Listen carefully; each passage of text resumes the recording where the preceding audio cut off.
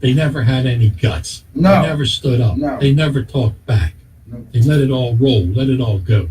That's what I love about Trump. That's what all of us deplorables love about Trump. Okay, here is Mike in Parkville. Mike, good evening.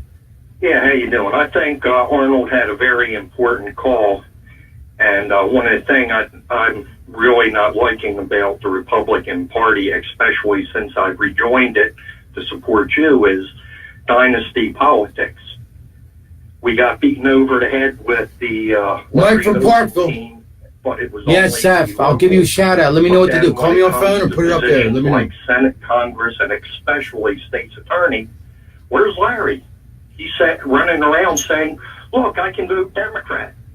Yeah. Well, you know what's interesting about that? You have a good point, Mike. Let me tell you something the listening audience may not know.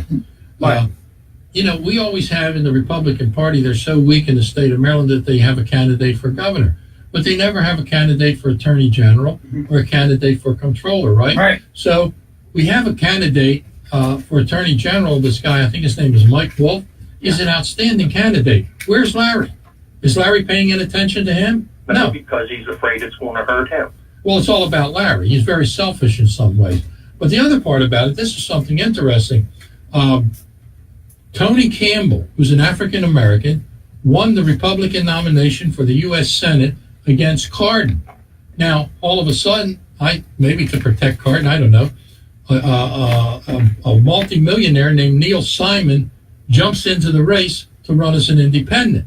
So what does that do? It splits the votes for the challengers who want to get rid of Cardin, right? Right. Yeah, what side is he on? Well, not only that, but check this out.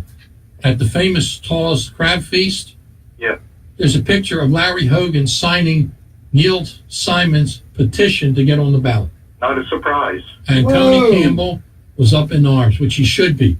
Tony Campbell did a not a tweet, but I don't know what you call it, maybe something on the email, where he said, I spent all this money. I abandoned my family. I ran all over the state. I worked hard, and I got the Senate nomination. First time for an African-American, not the first time, because we had the lieutenant governor had that nomination against Cardin also. Thanks for cluing me in on another person to support personally. Yeah, so basically, I mean, how do you think Tony feels, you know? Yeah, this is how I feel. I feel that all too often the Republican Party in Maryland is all too happy to eat off of the table scraps of the Democrats just for themselves. Well, there's just remnants of the Republican Party. It's pretty much the Hogan Party now. And he is the governor. Well, I understand that. But why should he interfere in the local race? I said yes, Seth. Exactly. What's the motivation there? And I'm going to tell you, politics. Doing things like that have consequences. There are people who don't forget. I'm one of them. I was told my father would be disappointed in me. Well, I think my father would be very disappointed with what is going on now. Yeah. I think there could be some surprises. But anyway, hey, Mike, thanks for tuning in, checking in. We appreciate it very much. As usual, it's a great show. Thank you very much. Yeah, Mike. We were talking about this Jim Acosta guy. Thank you, Sarah.